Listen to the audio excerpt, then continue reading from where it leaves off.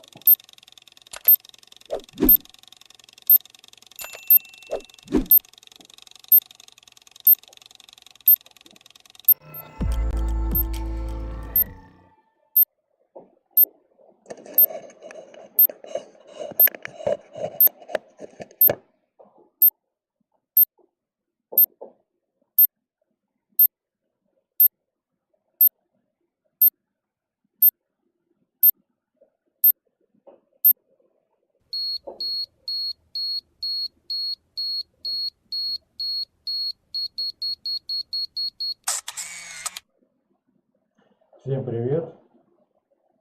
Начинаем первый стрим в 2023 году. Ну и, собственно, напоминаю, что если вам есть что сказать, переходим на Бутси. И там просто подписываемся, и после этого можем предлагать сколько угодно вопросов, пожеланий и всего прочего, что мы там хотим предложить. Также задать вопрос. Ну или, например, пишем в комментарии под видео. Сейчас проверим заодно, работает ли оно или не очень.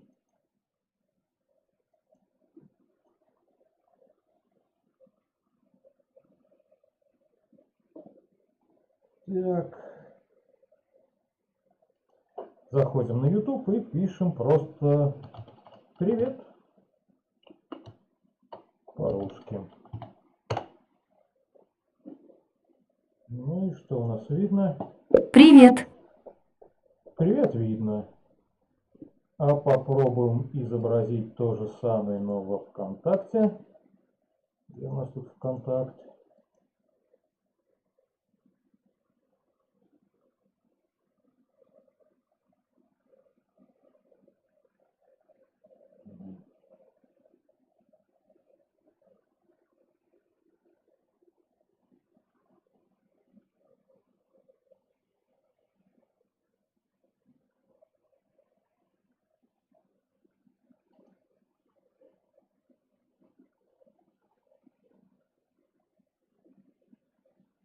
Ага, вот.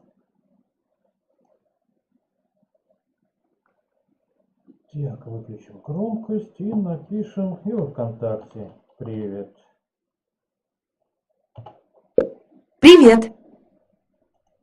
Громко, но видно и слышно. Собственно, осталось проверить только на Бусти.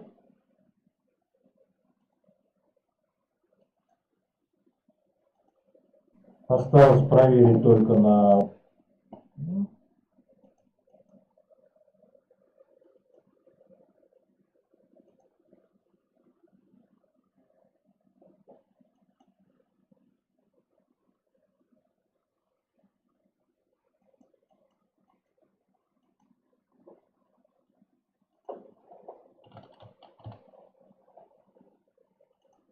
Привет.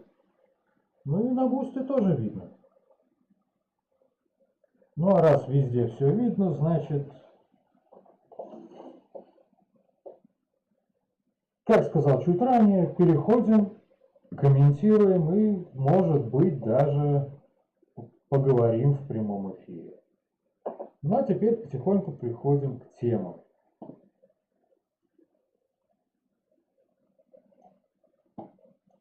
Обновился LitterSS.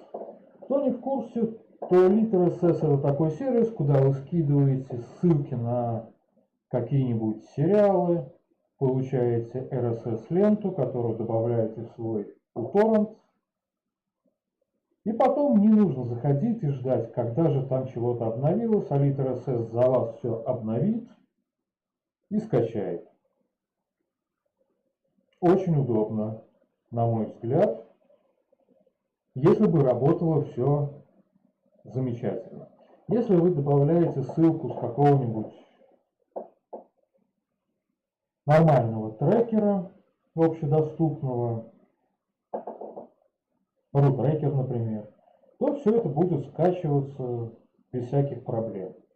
Но есть небольшая проблема, и заключается она в сервисе Lostfilm.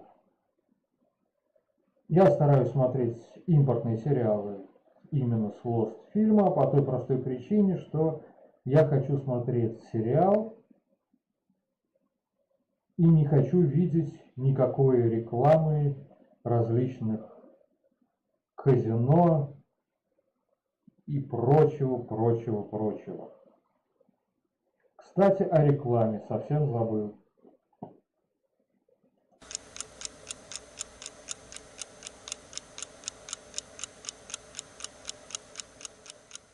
Итак, вы видите на экране ссылку и QR-код.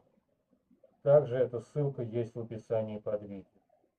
Отсканировав QR-код или перейдя по этой ссылке, вы сможете устроиться оператором чата. Также там же вы можете задать все интересующие вас вопросы, пройти бесплатное обучение. И если вам нужна работа, то вы знаете, что нужно делать. Тем более для этой работы, кроме интернета и какого-нибудь девайса, а будет это телефон, планшет, компьютер, совершенно неважно. Лишь бы вам было удобно, больше ничего не нужно. Ну, разве что еще ваше желание.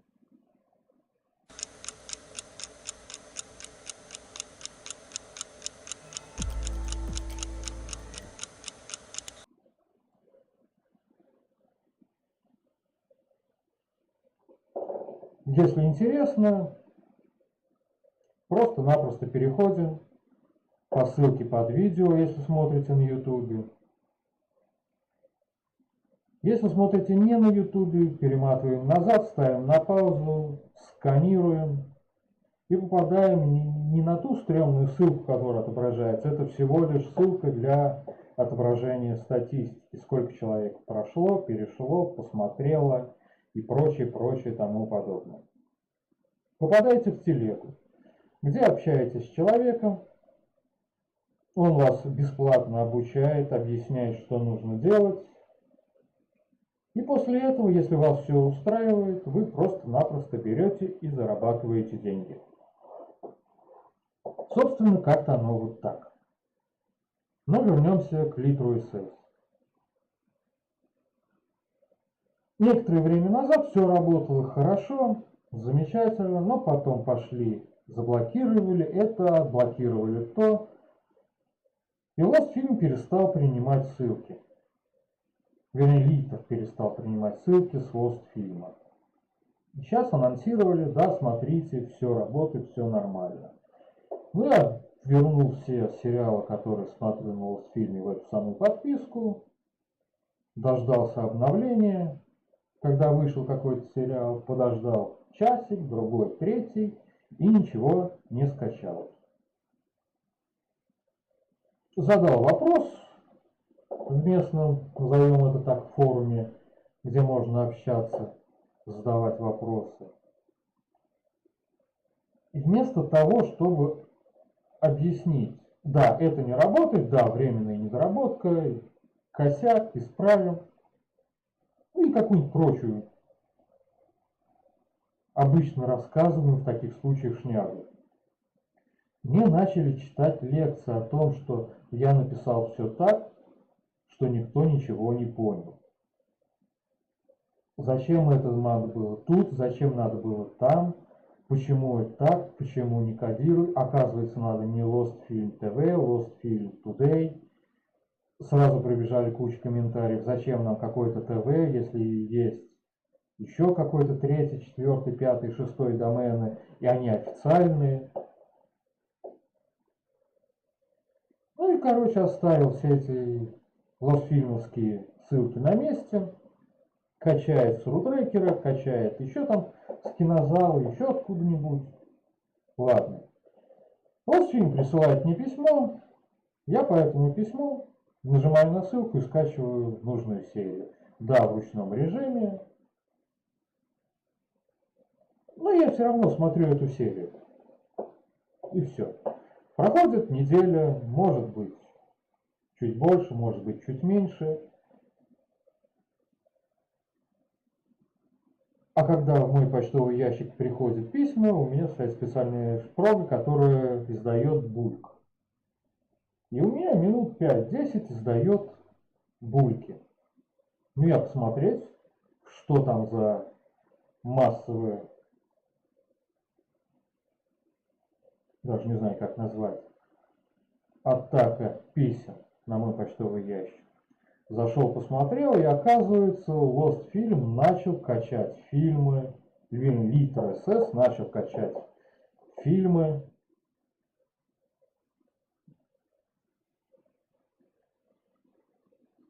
с Лостфильма. Но вместо того, чтобы качать то, что я еще не просмотрел, он начал обновлять все ленты, которые там стоят. Ну, там, например, есть «Дом дракона». Сериал давным-давно посмотрел. Очень давно.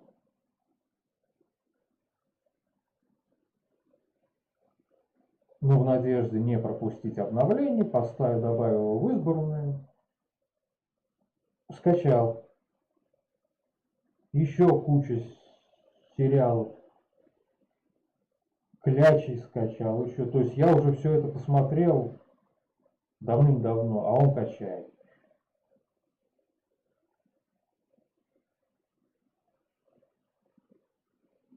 Задавать вопрос, чтобы не опять тупые дегенераты, которые, да, сделали хороший сервис, но которые не могут понять простой вопрос на простом русском языке, начали писать, что я не так объяснил, что надо пользоваться этим доменом, а не этим. Нужно сделать так, чтобы работало со всеми доменами, а не с каким-то там только тем, который кто-то где-то посчитал официально. И все. К слову сказать, прошло 2 дня после данного события. Вышло еще пара-тройка серий. И Лосфильм их опять не качает. Жду очередного всплеска какой-то потаенной энергии, когда он опять решит обновиться и опять начнет качать все то,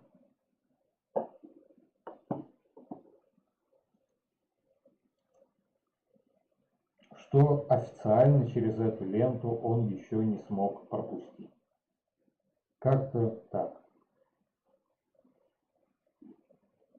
Но в целом сервис хороший, надеюсь, что когда-нибудь он все-таки заработает так, как надо. Также есть пара слов про разрекламированный многими популярными блогерами сервис покупки-продажи айфонов и прочего рядом стоящего. Я про BitGeek. Появилась задача купить новый iPhone. Зашел туда, посмотрел, посовещался с людьми, которые там покупали, все расспросил как что.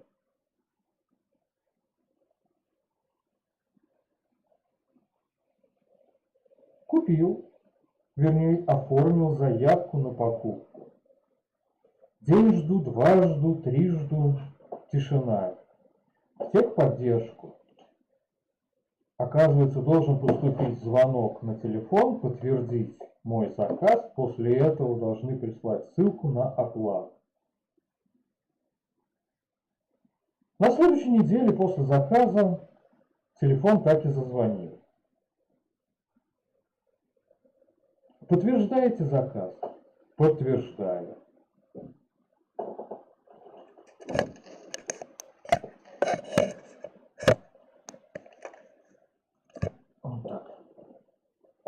немножко повыше реклама будет.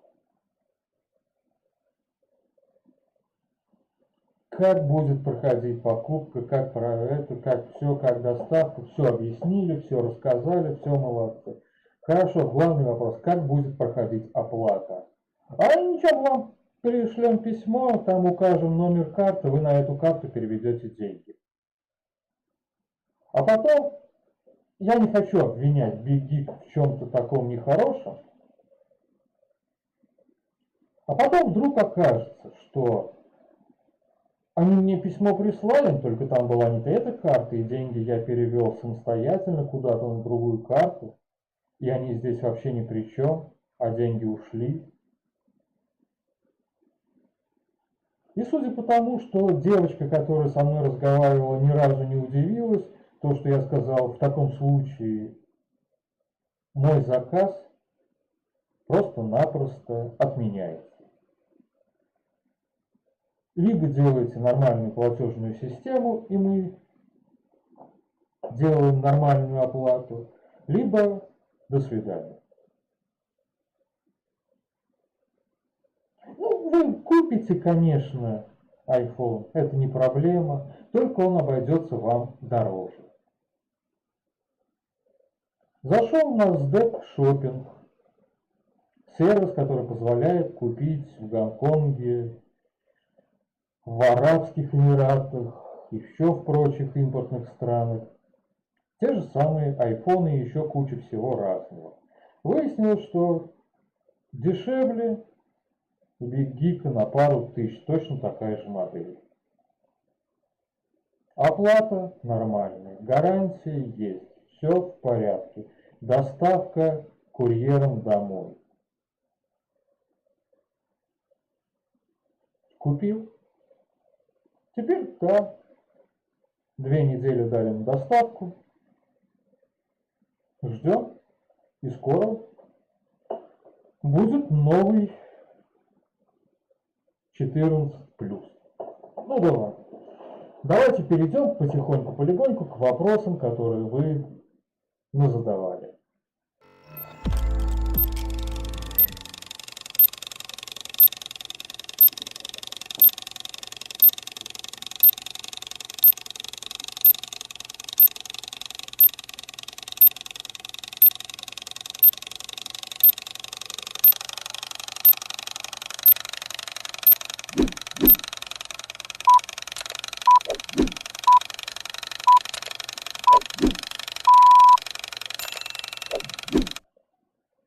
С учетом того, что стрим не выходил достаточно долго, почти месяц, ну чуть меньше, вопросов накопилось много, поэтому, чтобы слишком долго не затягивать, на некоторые вопросы буду отвечать кратко.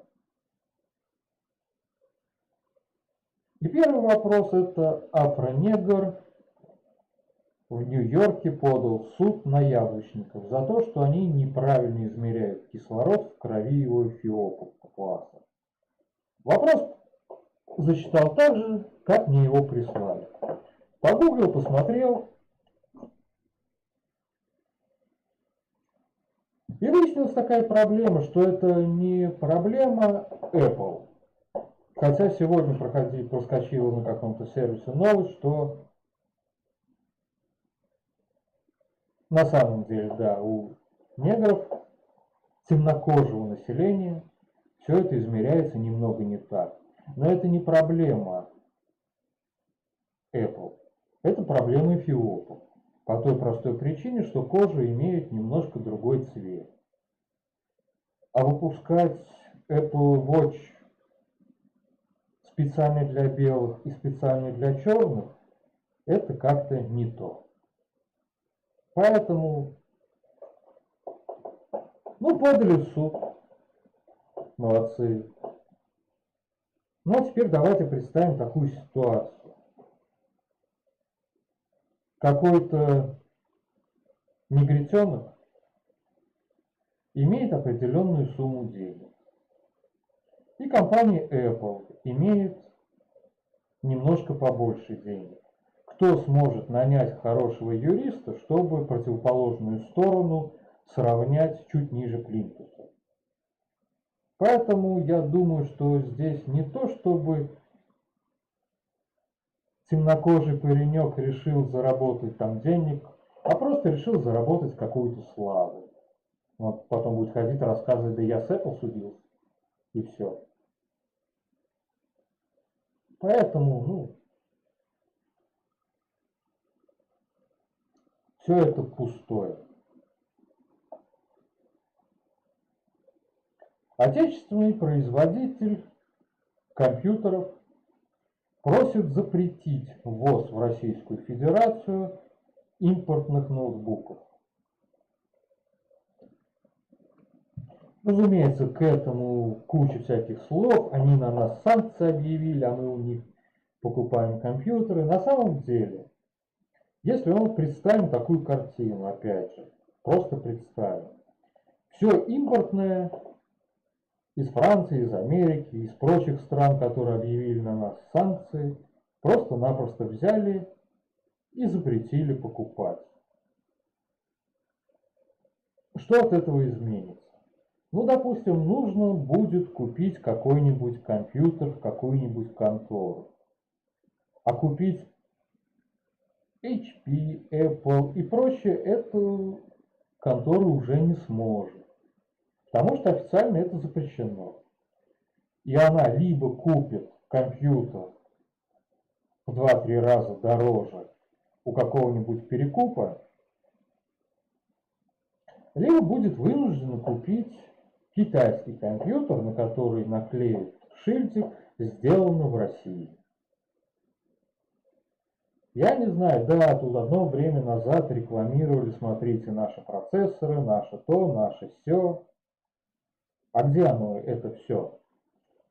Если наши сделали на самом деле хороший процессор, хороший я не в том плане, что супер-пупер мощный, надежный, еще какой-то, просто работающий.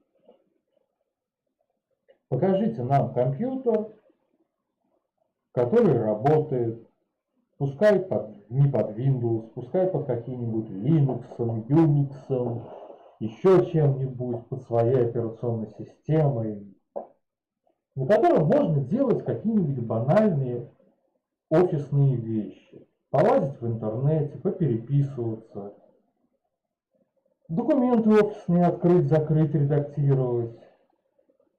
Просто покажите. Я видел пару-тройку видео, где там какие-то частники, блогеры умудрились купить, собрать компьютер. Вот смотрите, оно работает, вот смотрите, это так, это сяк, есть такие косяки, есть такие косяки, тут вроде хорошо, тут вроде не очень. Но да, у каждого из них огромное количество подписчиков. У кого-то 100 тысяч, у кого-то миллион, у кого-то несколько миллионов. Ну а теперь представим, кто из нас решил поинтересоваться про процессор Байкал. Будем мы это искать на Ютубе? Вряд ли. Может будем, может не будем. Зачем?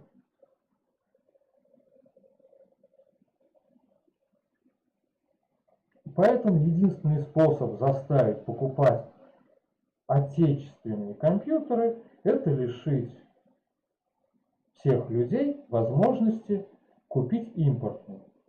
Да, импортные делают хорошо. Да, они накладывают там какие-то санкции, еще что-то там. Но они делают. А что делаем мы? Не где-то там. У Владимира Соловьева там пришлите, а смотрите, я сделал новый iPhone-заменитель. И сразу же куча блогеров, которым заплатили деньги, показали это, смотрите, какой отличный телефон, ага. А потом выходит 100, 200, 300, 500 видео, и они все как ходили со своими айфонами, так их продолжают ходить со своими айфонами. Несмотря на такие заверения, что наш новый телефон прямо вот супер-пупер телефон.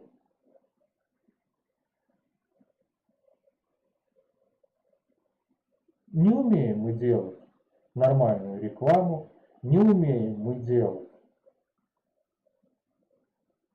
какие-то вещи доступными. Не в том плане, что их сделали, не могли их сделать, их не могли продать. Да, я много времени провожу на YouTube, у меня много, как их назвать, людей, на которых я подписан. Я смотрю почти все видео.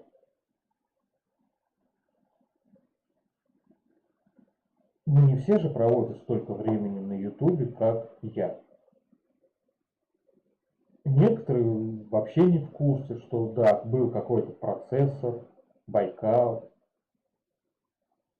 А те, кто в курсе, больше половины уверены, что это наш процессор, сделанный в Китае. Как почти все наше. Не все, но почти.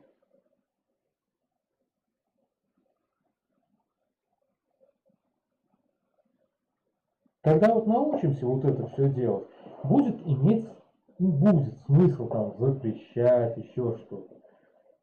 На данный момент весь этот запрет приведет просто-напросто к увеличению продаж, но не производителей отечественного чего-то там, в данном случае компьютера,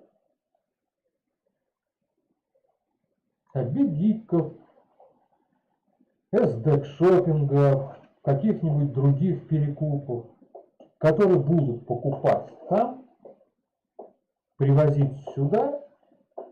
И сейчас, да, они не покупают это все в убыток. Они получают за это свою копеечку. Но если будет такой запрет, то они придумают какой-нибудь способ, чтобы эту копеечку за твой счет, за мой счет, за их счет, превратить в рубль, а лучше в 100, а лучше в 500 или 1000.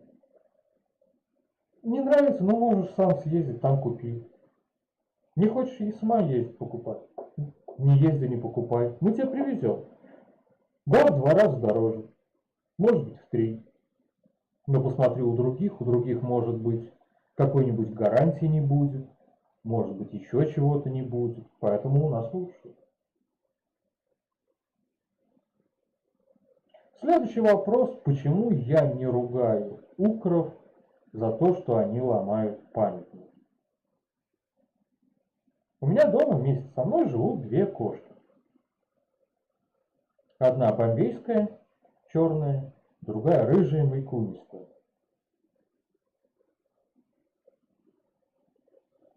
Бомбейская мимо горшка сходила за свою жизнь, а это чуть больше 5 лет, 2 раза.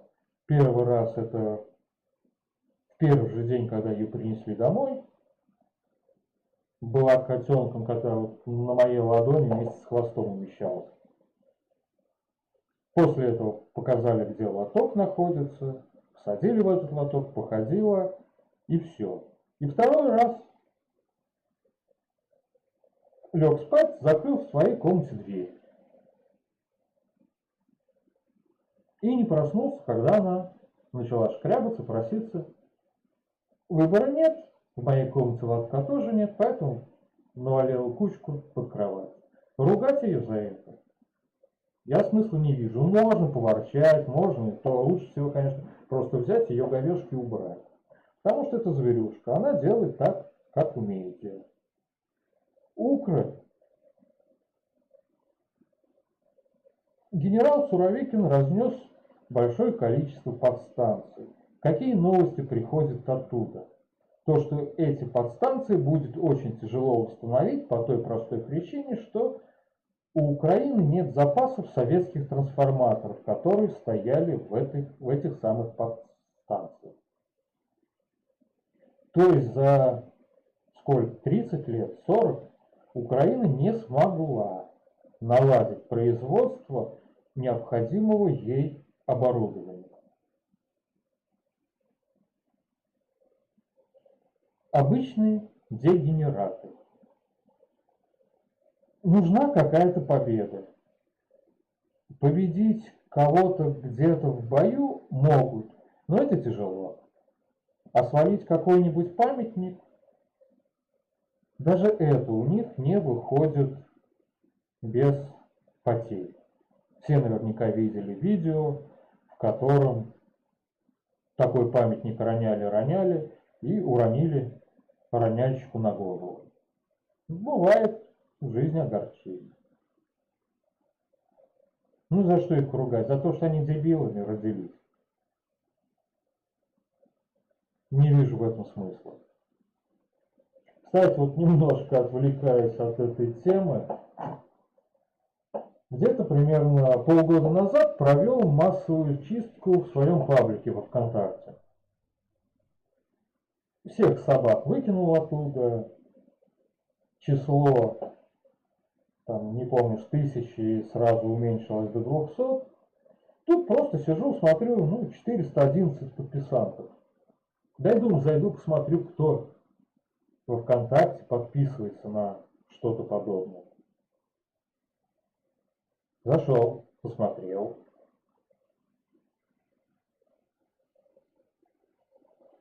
Из 411 человек я нашел,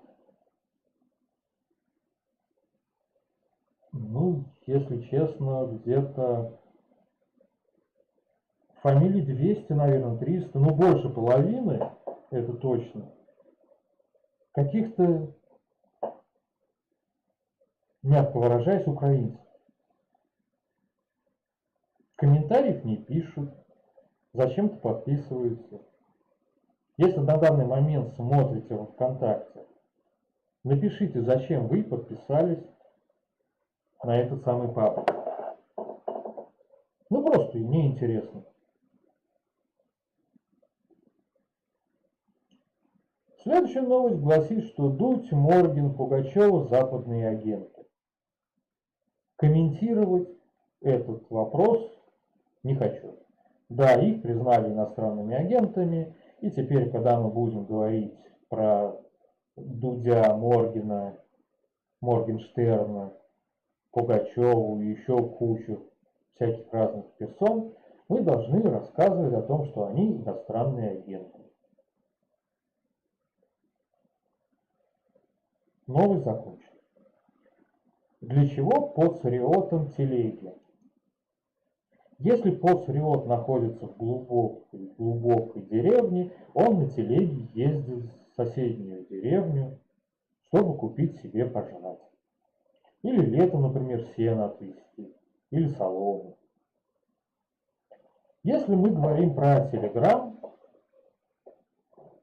то стоит разделить патриотов на, я их называю поцриотов. И человек, который задал вопрос, именно про поцриотов говорит.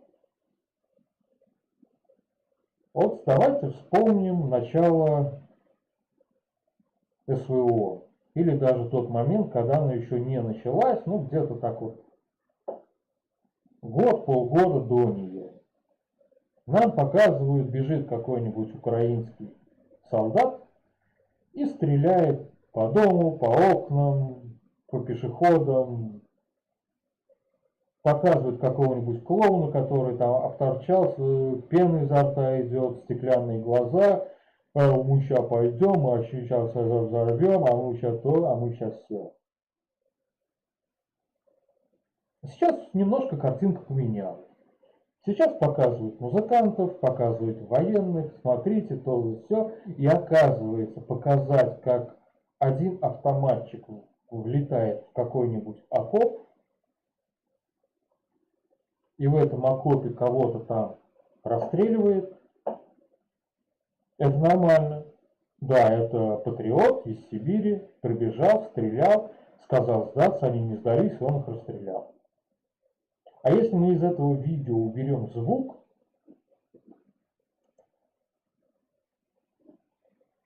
к слову сказать, это видео этого, нет, вам его я не покажу, да ладно. Уберем этот звук, кто отличит человека в камуфляже с желтой лентой от человека в камуфляже с белой лентой? Кто знает, наши с белыми или с красными, или с зелеными лентами бегают? Может, с синими, фиолетовыми, красными? Какими?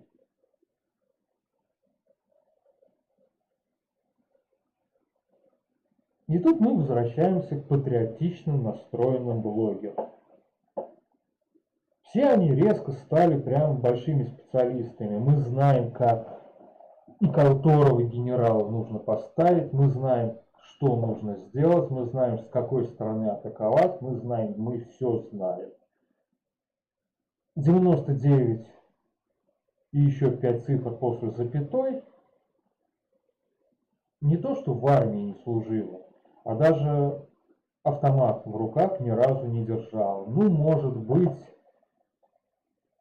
в школе, на уроках военной подготовки, или может на экскурсию в какую воинскую часть ездили, дали там подержать. Но, скорее всего, обычные страйкболисты. Но они все равно не знают, как бегать, как стрелять, как от пуль уворачиваться. Это они все знают на любую тему. Вот вы, например, ведете свой канал. Сколько у вас постов в день? Вот в вашем личном канале. У обычного человека 3-4 поста в неделю. Ну, какой смысл описывать свой день каждый день? Как правило, все дни, они одинаковые. С той лишь разницей, что с понедельника по четверг мы работаем, в пятницу мы работаем и отдыхаем, в субботу, воскресенье мы отдыхаем. Да, раз-два в неделю мы куда-нибудь сходили, что-нибудь увидели, о чем стоит рассказать. А здесь идет массовый поток постов. Некоторые 15, по 20, по 30 постов в день публикуют. Для чего? Ну, нормального поиска как не было, так и нет. Но в браузерах уже начали появляться ссылки на все эти дураграм-каналы. Чем больше мы напишем, тем больше это все попадет туда-сюда. Как-то оно вот так. Не буду называть в фильме фамилию этого патриотично настроенного блогера, но он прям вот самый лучший из того, что есть. Прям весь такой патриот. Если какая-то война на Украине, какое-то там решающее сражение, смотрите, вот наши, здорово наши, так, музыканты здесь, ВДВ там, прям вот все генерал молодец, ракета туда, ракета сюда, все прям хорошо. Ничего не случилось, ну бывает, не каждый день там что-то взрывают, что-то захватывают. А вот смотрите, а у нас вот этот Ельцин-центр, тут это, тут то, а вот это все. А потом вот на днях господин Михалков заболел. И сразу же у этого блогера, а переходите вот на эту ссылку, это личная ссылка на личный канал господина Михалкова. Он будет там все рассказывать о своей болезни, о том, как лежит, как его лечат, какие творческие планы и все такое прочее.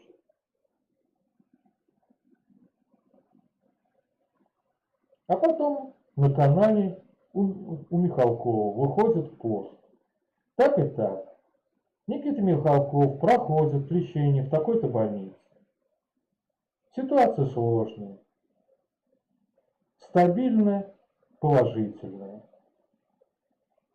Дедушка не молодой.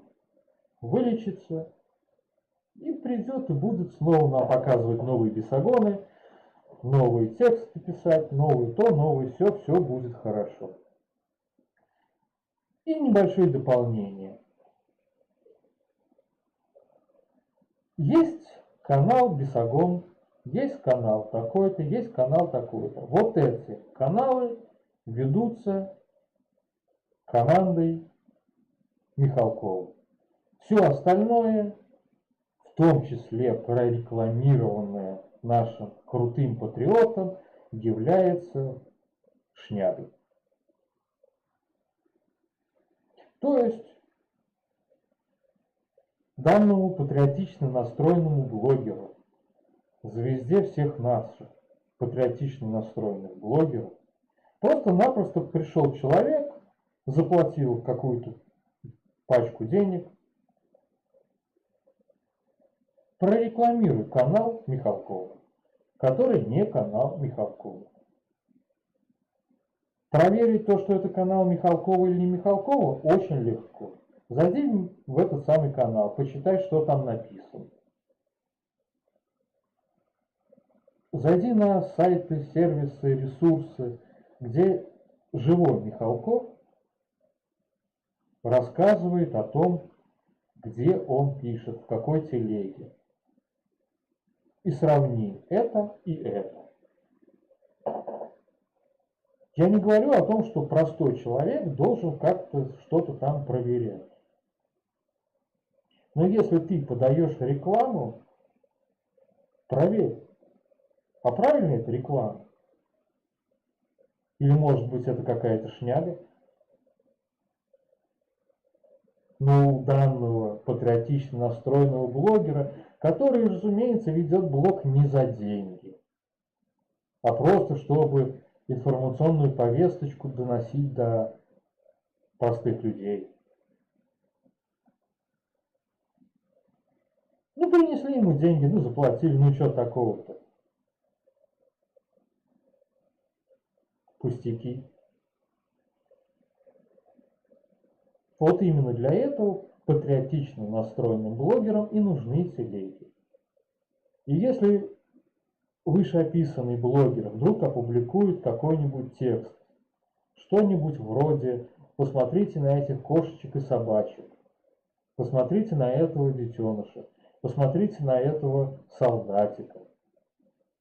Давайте купим собачкам пожрать, детенышу таблетки, потому что он больной детеныш, а солдатику скинемся на протез. И многие люди подпишутся, которые подписаны на этого патриотично настроенного блогера, переведут свои денежки на номер карты,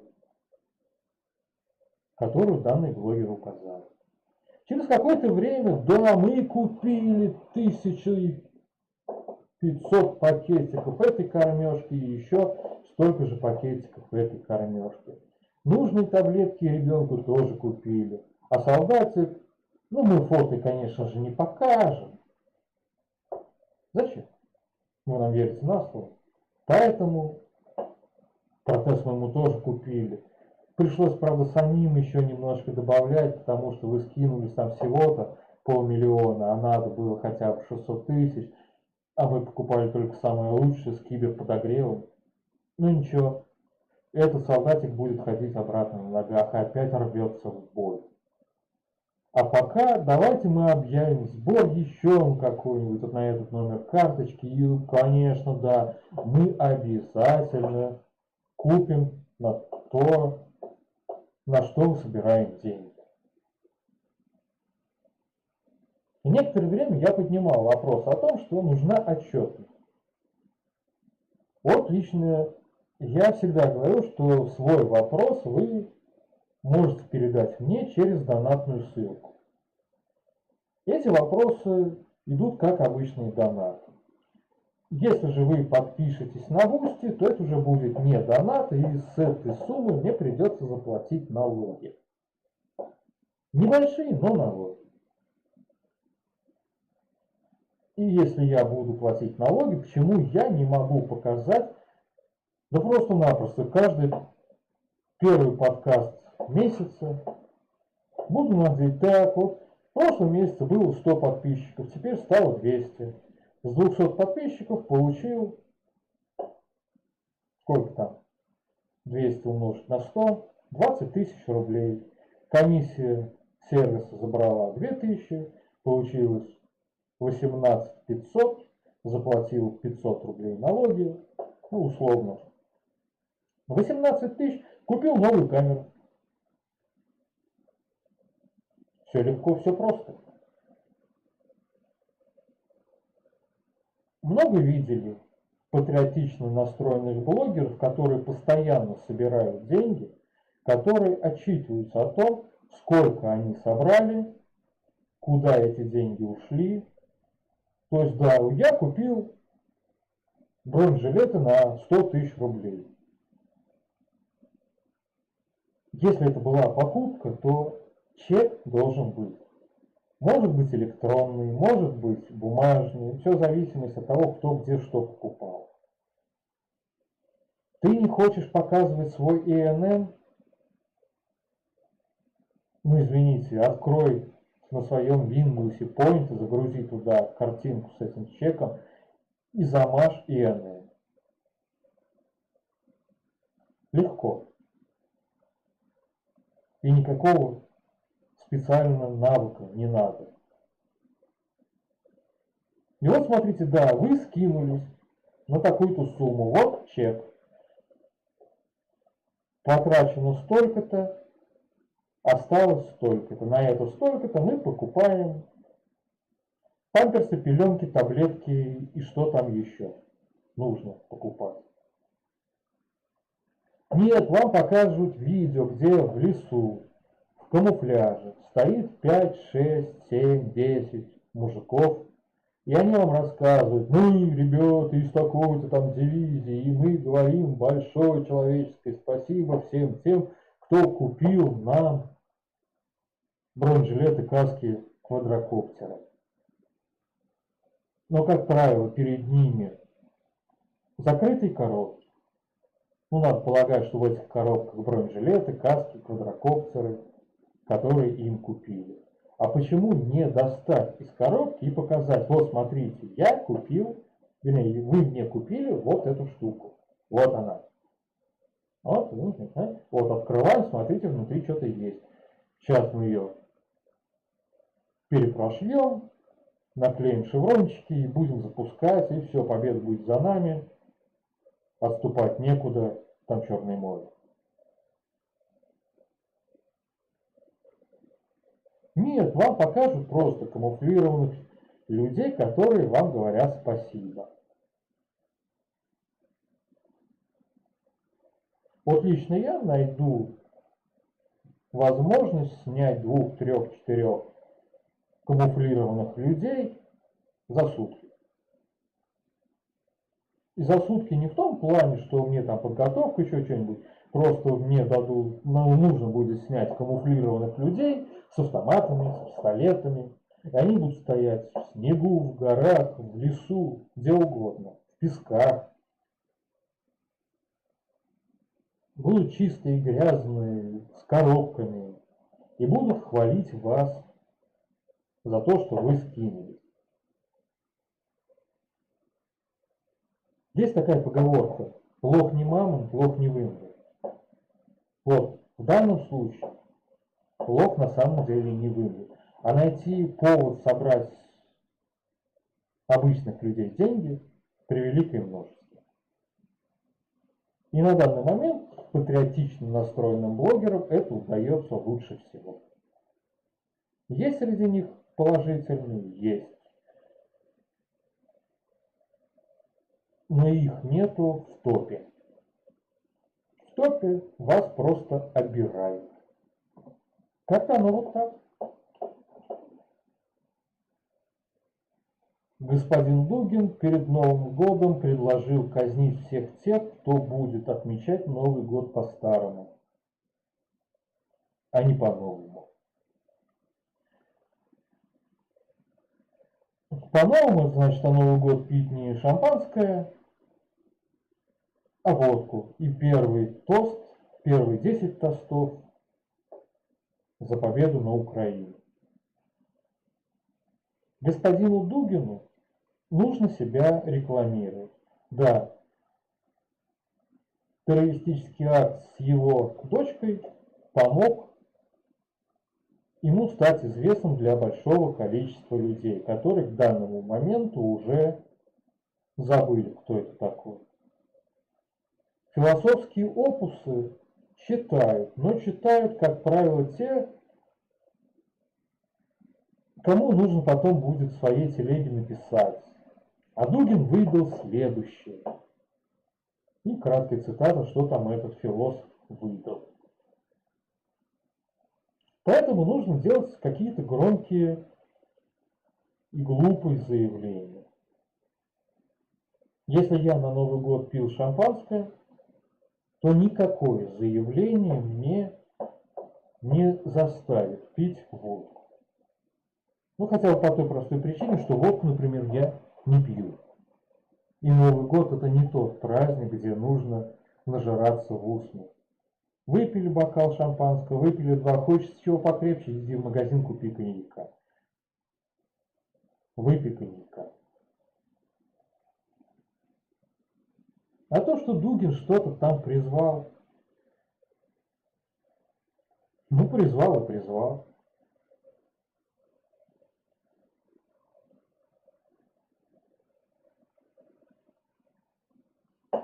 Происшествие в стране Мультипутти сняли с показа из-за наличия в этом фильме Урганта.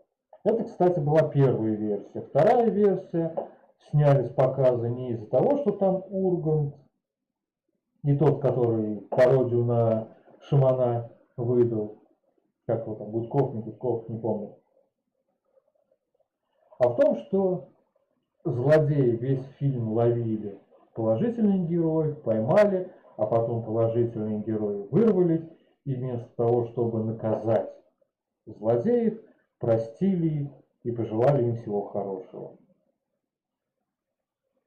Если честно, меня вот эта вся ситуация заставила просто посмотреть это самое происшествие в стране Мультипульт. Как я уже говорил ранее, это детская шняга для детишек возраста 4, 5, 6 лет. Для более старших это будет просто неинтересно.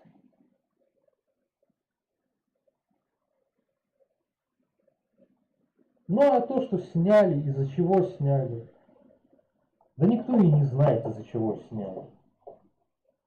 А те, кто знает, просто-напросто про это говорить не сильно-то и хотят. Кто-то, может быть, просто решил взять и перестраховаться. Кто-то решил еще на чем-то сыграть. Но то, что это творчество сняли с показа, детишки до 6 лет об этом жалеть не будут, потому что они про это не знают. Все остальные постарше это смотреть просто-напросто не захотят. Ну а если кому-то хочется показать данное творчество каким-нибудь мелким детенышам, заходим на торрент-трекеры, спокойно скачиваем и спокойно смотрим. Лично я так сделал. Собственно, ни о чем и не жалею.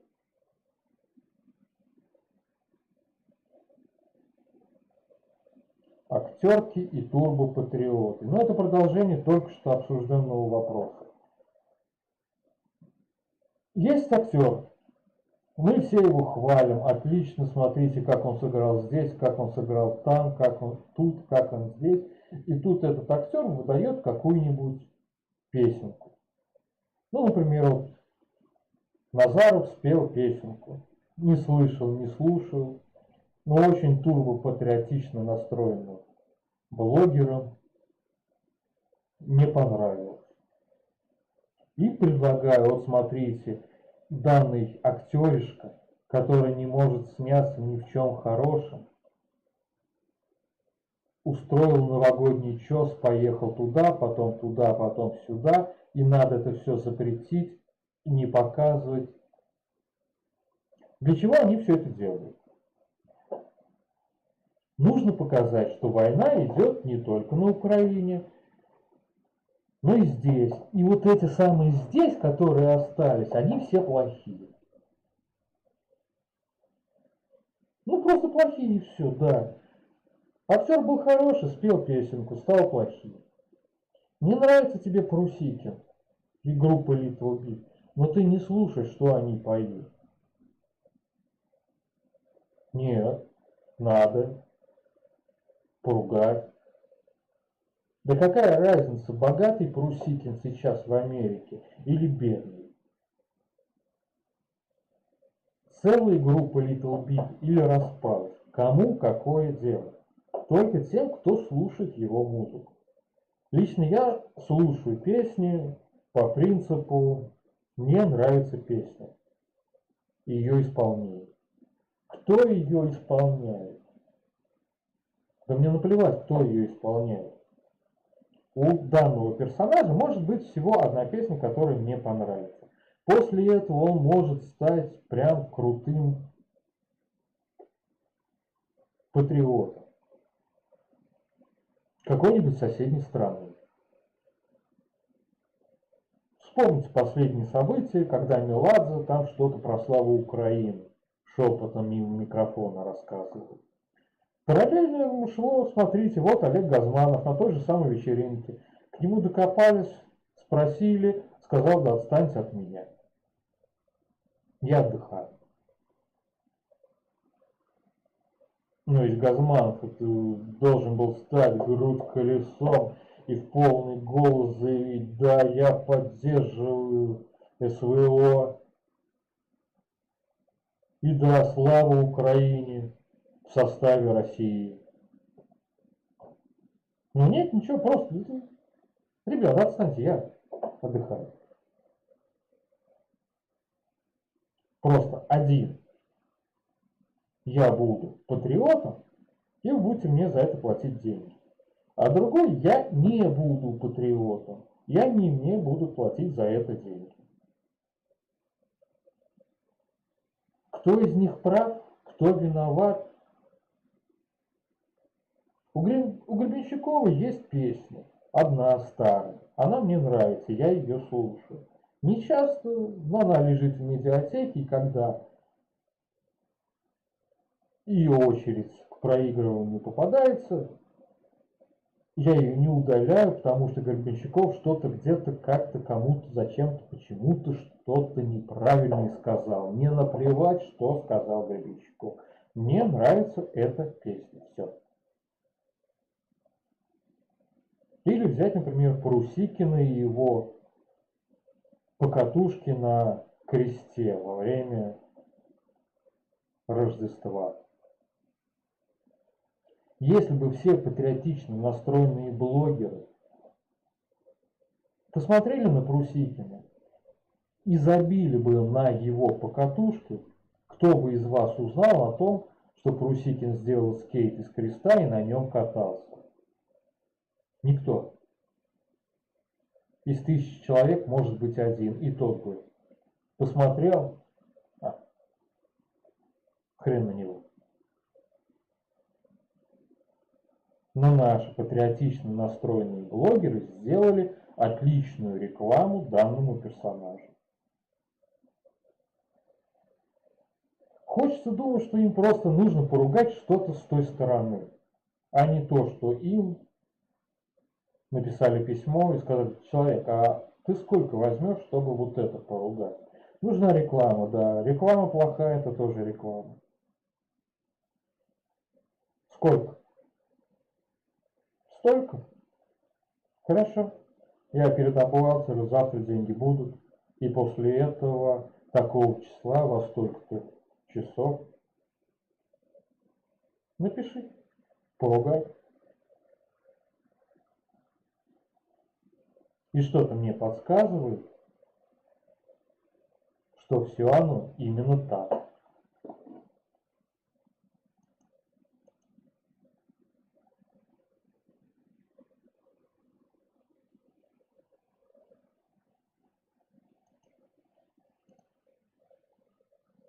Ну а с новостями покончено, и переходим к киносериальной части.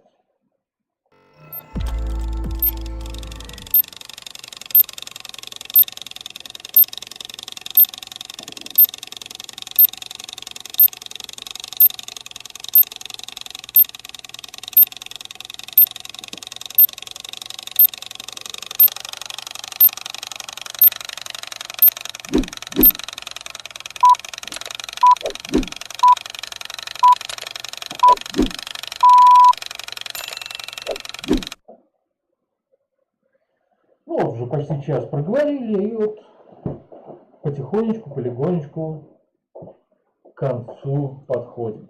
Итак, что у нас идет под номером 1? Сериал «Ведьмак. Происхождение». Или в оригинале The Witcher Blood Origin. Я люблю сериалы про Ведьмака, но здесь совсем не про Ведьмака. И буду ждать продолжения. Лично мне сериал не показался чем-то супер-пупер, но достаточно интересно. Хотя большинство почему-то его ругает. Хорошо. У Netflix есть инструкция снимать с геями, с лесбиянками и неграми. Хорошо. То, что актер, которого вы посмотрели в сериале, является негром, заставит вас достать гуталин и морду черный цвет намазать? Скорее всего, нет. То, что актер является геем, заставит вас искать однополую любовь? Тоже нет. К чему вся эта шумиха?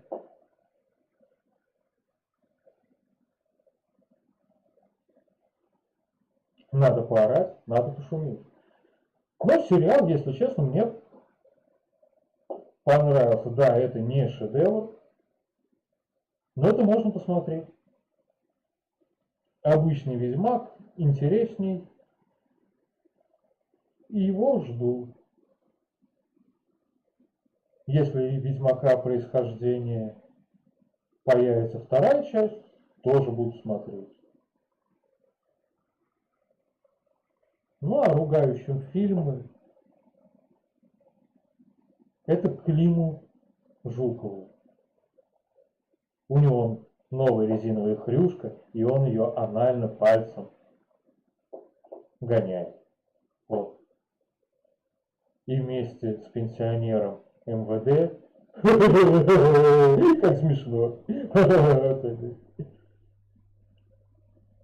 Кстати, если кто-то подписан на канал Гоблина, ну или где он там сейчас свои видео выкладывает, попросите его показать вам статистику о том, как смотрят его видео. Не в плане, сколько человек посмотрел, а в плане, сколько эти человек по протяженности. То есть видеоролик 1 час. Сколько человек посмотрело полностью от начала до конца. Ну просто интересно. Скорее всего, если вы достучитесь до этого пенсионера, он вам откажет. Ну, проигнорирует это, сделает вид, что письмо попало в спам, или он его не увидел, или еще что-нибудь. Как-то так. Следующий фильм, который я обсужу, «Черный Адам».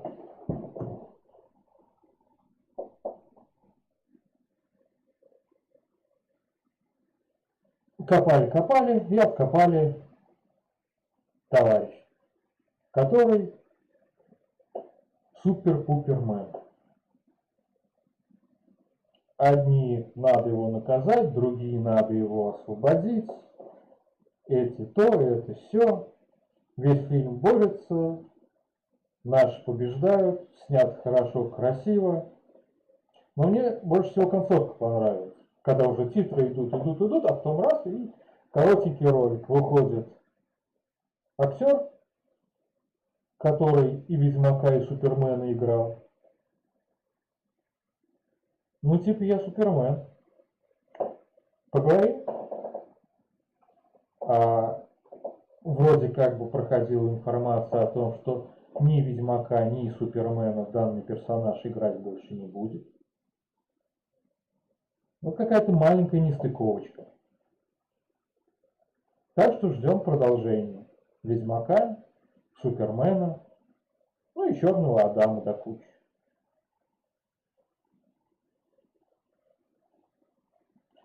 Ну и посмотрел уже достаточно старый сериал, на Лосфильме уже в понедельник, если мне не изменяет память, выйдет первая серия нового сезона.